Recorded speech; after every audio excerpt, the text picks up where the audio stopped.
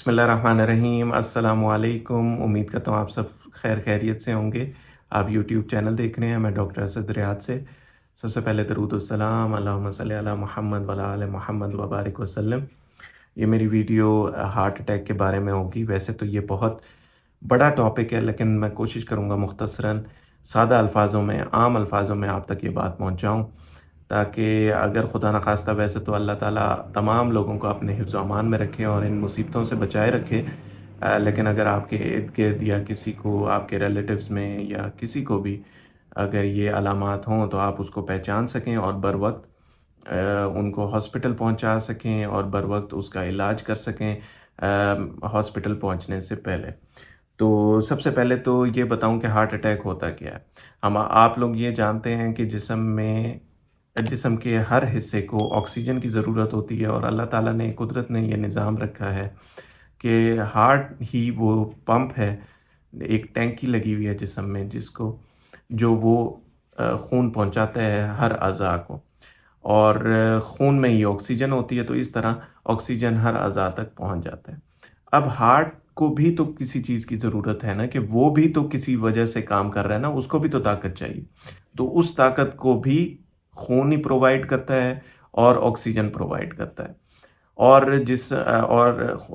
Heart की छोटी-छोटी शरियानें हैं जो हार्ट के पट्ठों को ऑक्सीजन प्रोवाइड करते हैं। अब होता क्या है कि इन छोटी-छोटी बारीक शरियानों में बाज़ दफ़ा ब्लॉकेज पैदा होती है। ब्लॉकेज क्यों पैदा हो सकती है? Blood pressure, sugar, cholesterol, cigarette पीना, मोटापे की वजह से, ये सब एक फैक्टर्स हैं जो इन चीज़ों को कर सकते हैं। अब मिसाल के तौर पे वहाँ पे ब्लॉकेज पैदा हो गई। मैंने आपको पिछली वीडियोज़ में भी बताया कि खून की शरियानें जो हैं एक पाइप की तरह होती हैं, जिनमें से खून गुज़र रहा होता है, और अगर उनमें कोई ब्लॉकेज हो तो ज़ाहिर बात है खून भी ब्लॉक होगा। जब खून ब्लॉक होगा तो ऑक्सीजन सही नहीं मिलेगी उन उन चीज़ों को, और जब ऑक्सीजन ठीक नहीं मिलेगी तो एक निज़ाम कुदरत ने बनाया हुआ है कि वो आहिस्ता-आहिस्ता वो चीज़ें डेड हो जाएँगी। अब हार्ट के पट्ठों को भी, हार्ट के मसल्स को भी ऑक्सीजन चाहिए, खून चाहिए काम करने के लिए। तो जब इनमें ब्लॉकेज होती है हार्ट की शरियानों में, तो खून प्रोवाइड नहीं होता, ऑक्सीजन प्रोवाइड नहीं होती, जिसकी वजह से पट्ठों को सही काम नहीं कर पाते और उनके डेड होने के चांसेस होते हैं। तो हार्ट अटैक क्या होता है कि जब खून की ब्लॉकेज हो जाती है तो ये पट्ठे कमज़ोर होना शुरू हो जाते हैं और ये पट्ठे आहिस्ता-आहिस्ता डेड हो जाते हैं, जिसकी वजह से बंदा हार्ट फेलियर में चला जाता है। तो अगर खुदा न खास्ता किसी को भी ब्लॉकेज हो रही है तो उसके अलामात क्या होंगे?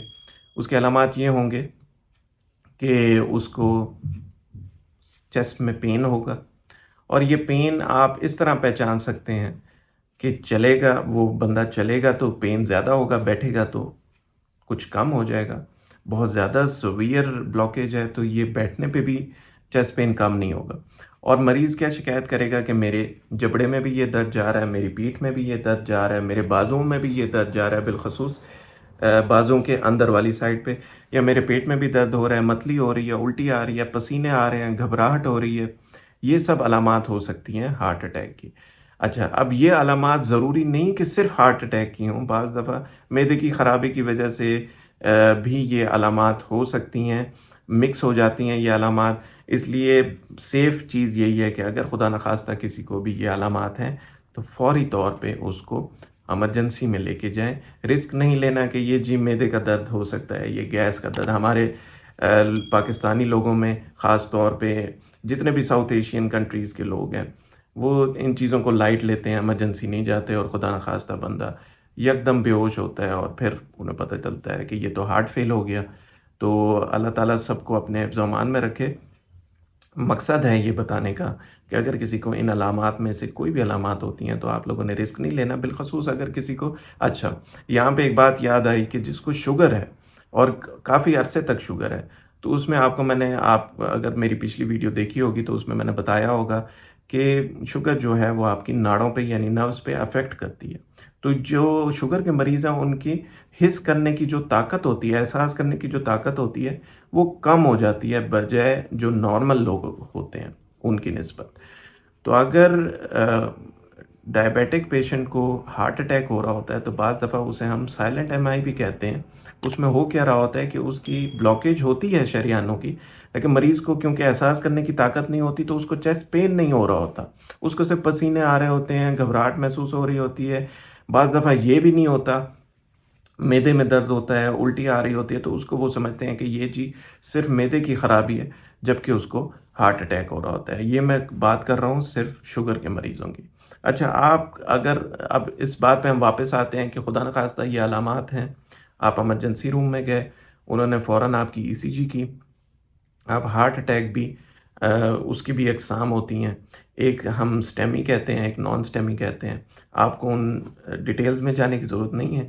اگر آپ کو ڈاکٹر نے یہ بتا دیا کہ آپ کو ہارٹ اٹیک ہو رہا ہے، وہ آپ کے بلڈ ٹیسٹ بھی لیں گے، اس میں ایک ٹروپنن لیول ہوتا ہے، اس کو چیک کیا جاتا ہے، وہ ایک انزائم ہوتا ہے جو آپ کی ہارٹ کی مسلز میں ہوتا ہے، اگر خدا نخواستہ ہارٹ اٹیک ہو رہا ہوتا ہے، آپ کی مسلز کو نقصان ہو رہا ہوتا ہے ہارٹ کی، تو وہ انزائم بلڈ میں آ جاتا ہے، جس کی وجہ سے ہمیں پتہ چل جاتا ہے کہ اس شخص کو ہارٹ اٹیک ہو رہا ہوتا ہے۔ بعض دفعہ صرف ای سی جی ہی پہ ہمیں پتہ چل جاتا ہے کہ ہارٹ اٹیک ہو رہا ہے، اور بعض دفعہ ای سی جی پہ اتنا نہیں پتہ چلتا، ہمیں علامات اور اس بلڈ ٹیسٹ پہ جانا پڑتا ہے۔ اب خدا نخواستہ اگر ہارٹ اٹیک کی تشخیص ہو گئی ہے تو آپ کو داخل کیا جائے گا، آپ کو خون پتلا کرنے کی دوائیاں دی جائیں گی۔ آپ لوگوں نے کئی لوگوں نے دیکھا ہوگا کہ جس کو ہارٹ اٹیک ہوتا ہے یا جس کو ہارٹ اٹیک نہ بھی ہو، احتیاطاً ایسپرین کچھ لوگ لے رہے ہوتے ہیں۔ ایسپرین کا مقصد کیا ہوتا ہے کہ جن کو شوگر، بلڈ پریشر ہوتا ہے، کولیسٹرول ہوتا ہے، تو ان کو ہم احتیاطاً ایسپرین بھی دیتے ہیں بعض دفعہ، وہ اس لیے کہ ان دا فیوچر اس بندے کو ہارٹ اٹیک نہ ہو، اس کا خون پتلا ہے۔ ایسپرین کیا کرتی ہے؟ خون کو پتلا رکھتی ہے۔ تو یہ دوائیاں استعمال کی جاتی ہیں، ایکو کی جائے گی مریض کی، یہ دیکھنے کے لیے کہ کتنا نقصان پہنچا ہے ہارٹ اٹیک سے۔ اگر ای سی جی پہ ہمیں کچھ ایسا ملا کہ فوراً ہمیں اینجیوگرافی، اینجیوپلاسٹی کرنے کی ضرورت ہے، وہ کی جائے گی۔ اگر ای سی جی پہ کچھ زیادہ نہیں ملا، صرف ہمیں کچھ چینجز ملی لیکن ٹروپونن ہائی ہے، تو اس کی بھی اینجیوگرافی کی جاتی ہے، یہ دیکھنے کے لیے کہ کتنے فیصد رگیں بلاک ہیں، شریانیں بلاک ہیں۔ اگر تینوں کی تینوں شریانیں بلاک ہوں تو ہم واپس آ جاتے ہیں، اینجیوپلاسٹی نہیں کرتے، ہم اس کو کہتے ہیں کہ آپ اپنی سرجری کروا لیں۔ سرجری میں یہ ہوتا ہے کہ ہم اس کی بائی پاس کرتے ہیں، وہ میں انشاءاللہ وہ ایک الگ سے ٹاپک ہے، انشاءاللہ اس پہ الگ سے ویڈیو بناؤں گا۔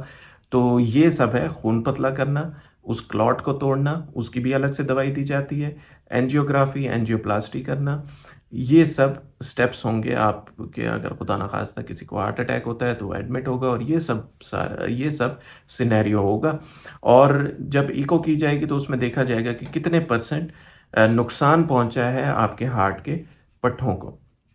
اب ہارٹ کے پٹھوں کا صحیح رہنا اس لیے ضروری ہوتا ہے کہ وہ ہارٹ نے تو پمپ کرنا ہے خون، جب پٹھوں کو کمزوری ہوتی ہے تو وہ صحیح طرح پمپ نہیں کر پاتا خون، جب وہ صحیح طرح پمپ نہیں کرے گا تو ظاہری بات ہے آپ کو ہارٹ فیل کے سمٹمز ہوں گے، جیسے جسم میں سانس کا چڑھنا، پھیپھڑوں میں پانی پڑ جانا، جسم کی مثال کے طور پہ ٹانگوں میں پانی کی زیادہ، وہ ہم ویسے اڈیما کہتے ہیں، آپ لوگ عام لفظوں میں اسے، یعنی پانی بھر جانا ٹانگوں میں، ٹانگوں کا پھول جانا، تو یہ سب ہوتے ہیں سمٹمز ہارٹ اٹیک کے۔ اس کو مینیج کرنا ہے، کیسے کرنا ہے، اس کے انویسٹیگیشنز کیا کی جائیں گی جب آپ ہاسپٹل میں جائیں گے۔